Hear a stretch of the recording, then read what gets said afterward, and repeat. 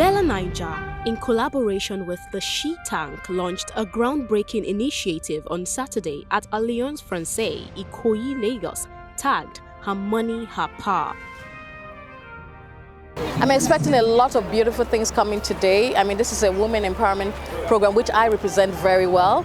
I mean, as the host and convener of Almost Couch, which is an empowerment program. So I'm expecting to see a lot of things, initiative, something I've never seen before. I want to see how this particular initiative by Bella Naija is going to be, it's going to transcend and impact women all over Nigeria and all over the world. So I can't wait to see what they have in stock for us today. I expect it to reach all women and men to understand, the independence women can have when they have financial freedom, The campaign aimed at promoting women's financial independence, as well as initiating conversations that help debunk mindsets and narratives limiting women from attaining their full economic power.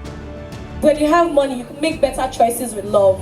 With your career, when you have money, you make better choices with your career. With friends, when you have money, you make better choices. You don't have to settle because, okay, I don't have money, I just have to settle with this man that is beating me, but money. But he's gonna buy me a Birkin. So basically this campaign is just saying, as women, you need to go out there, you need to make your own money for your power and for your independence. Please give me a round of applause. Yes.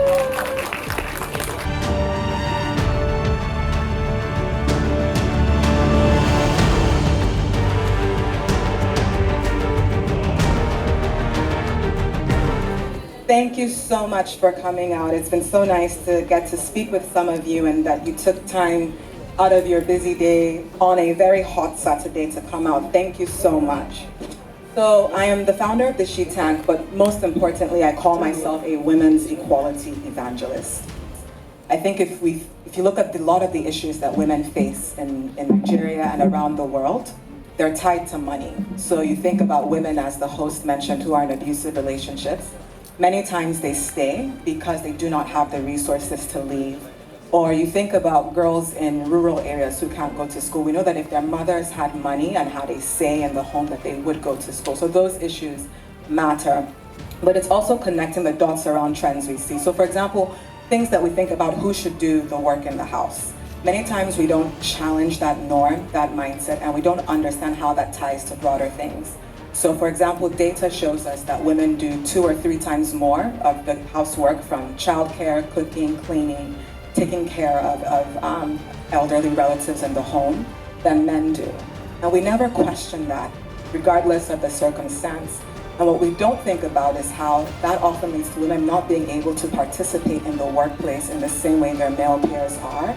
Any opportunity I see to push this out to young ladies out there, that you can make your own money. You don't have to rely on any man or any other person to make your own money. I will always to jump at it, and that is why I'm here today, to let them know that your business, work harder in your business, help your business to grow with hard work, with enough training you get, and eventually you can have your independence. Women here are powerful. They're already doing a lot. Across every stratosphere of society, you can see women working. And I'm happy that this event and this initiative and this campaign has put this in the forefront even further. My hope is that 2 things. 1, certain limiting norms, certain perceptions change. When you hear Nigerian woman, the first thing you should think of should be something of value, and we want those norms to shift. When you think of a job, and a woman comes in for the job, we want her to be paid her worth and not paid less because she's a woman.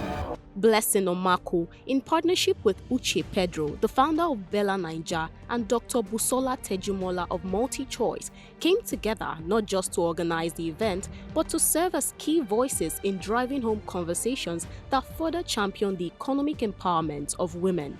As far back as when I finished from secondary school, I would gather our compound kids then and tutor them and get 5,000 naira each, from their parents. I was good in math, so it was easy. Primary school math, come on.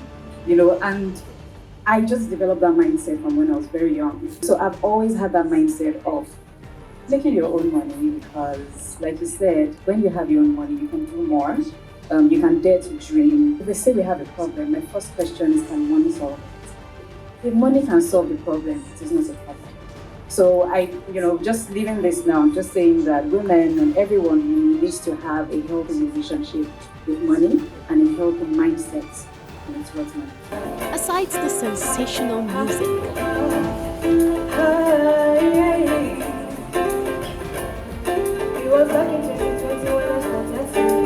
in my mother's bedroom, I was doing my thing. Daddy said you should come to Lagos, but nobody really want to pay us. And my mama said, girl, finish school. Oh, yeah, look at you like a fool. the intriguing poetry, Everything she's not supposed to be, she's a glitch in societal programming. She's becoming a bug in the system. She's a crack in the matrix. the event stirred up some of the most emotional yet inspiring conversations as women got to tell their success stories amidst life-challenging situations. I lost my husband 4 years ago, and I was pregnant with our third child when he died. And I had exactly 4,000 naira to my name. We hadn't paid rent, and the children had been out of school for 2 terms. I mean, as an eldest daughter, anybody who is a first daughter knows that we are entrepreneurial. And I'd always had 3 jobs, always done things, ushered when I was in school and paid my way through school.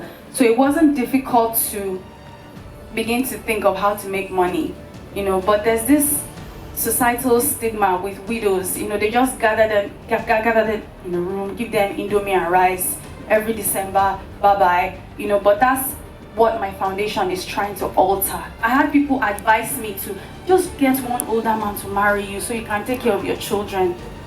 It's wrong. And when you have money, you have a choice. If we're being honest, women are so way creative, and I feel like when you bring a lot of women with creativity into the economy, they can come up with new ideas and new implementations that can help the country grow, even in its economy. I know there's a popular saying that says every change starts with a little effect, and I feel like this is just one of those kind of events where we make noise and get people talking about it, talking about women empowerment, talking about financial freedom and economic power for women. And I feel like at the end of this, all the girls who are watching us are going to feel empowered. They're going to know that they can do this, they can make money, and they can own their own choices based on their financial freedom. I don't know that one event can change Nigeria's economy, but I do believe that the conversations that we've had today will be very important in changing people's mindsets about how we think about women and economic power.